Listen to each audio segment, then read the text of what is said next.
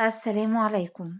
النهاردة هنعمل مع بعض طريقة حفظ الفلفل ويفضل عندنا كده أطول فترة ممكنة في التلاجة، حتى لو قعد عندنا شهرين مش يبوظ ولا يجراله أي حاجة. وهقولك كمان على طريقة تفريزه ويقعد عندنا كده من السنة للسنة ويفضل زي الفل. وندخل مع بعض كده على طريقة التفريز بتاعتنا.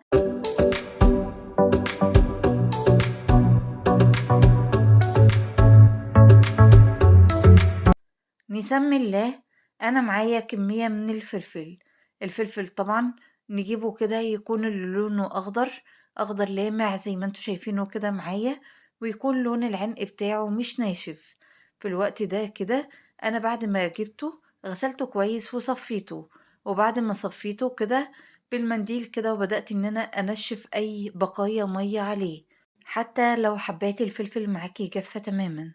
برضه هنتأكد بالمنديل كده إن الفلفل معلهوش أي رطوبة. في الوقت ده كده حتى لو انتي مش هتغسليه هتعملي برضه الخطوة دي. وبالسكينة كده ببدأ إن أنا أقطع العنق بتاعه لو هو طويل شوية.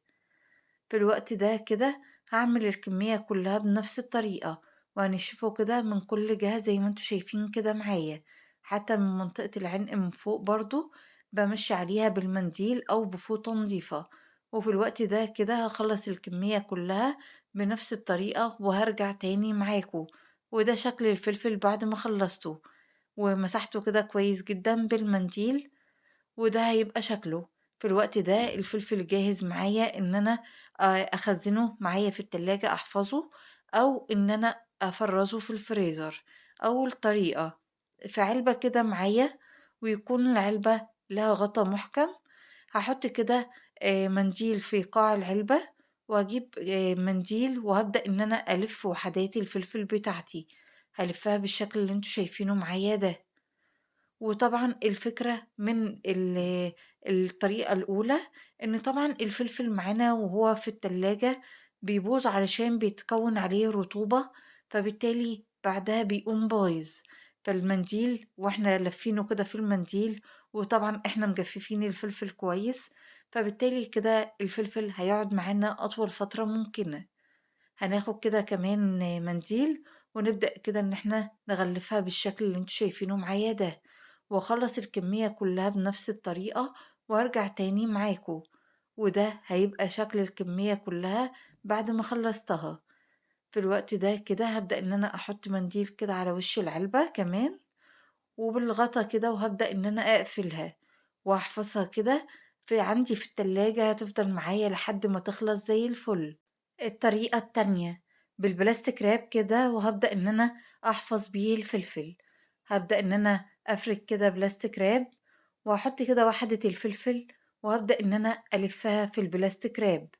وطبعًا هاقطع كده قطعة من البلاستيك راب على قد حبة الفلفل بالضبط، وأبدأ إن أنا أغلفها كده، مش هاسيب منها أي حتة باينة، يعني هاغلفها زي بالشكل اللي أنتم شايفينه معايا ده. وده شكل هيبقى حبة الفلفل بعد التغليف. هاخد كده هافرد كده شوية كده من البلاستيك راب، وأحط كده واحدة كمان، وبالمقص كده هابدأ إن أنا أقص قطعة كده على قد حبة الفلفل، وده هيبقى شكلها. ما شاء الله. هاخلّص الكمية كده اللي معايا بنفس الطريقة، وده شكل الكمية كلها بعد ما خلصتها. في الوقت ده هنحطها كده في كيس نايلون، ولو هنحفظها في التلاجة هنحطهم على الرف بتاع التلاجة، وهنسيبها وناخد منها زي ما احنا عايزين، واحدة اتنين، أيا كان من طريقة الحفظ الأولانية أو من التانية. طب عايزين نفرزها في الفريزر وتفضل عندنا لحد سنة، هنحطها كده في الفريزر وهنطلعها ونستخدمها وهي مجمدة. حتى لو هنقليها في الزيت برضه هتنزل الزيت، وهي برضه هنفتحها وننزل على طول بيها الزيت وهي مجمدة، مش هنستنى ان هي تفك ولا اي حاجة. او لو هنستخدمها في الطبخ برضه هنستخدمها على طول. أتمنى إن يكون الفيديو عجبكم، وياريت لو عجبكم الفيديو ما تنسوش تعملوا لايك وتعملوا اشتراك في القناة وتسيبولي رأيكم في التعليقات. وفي نهاية الفيديو أستودعكم الله الذي لا تضيع ودائعه. السلام عليكم ورحمة الله وبركاته.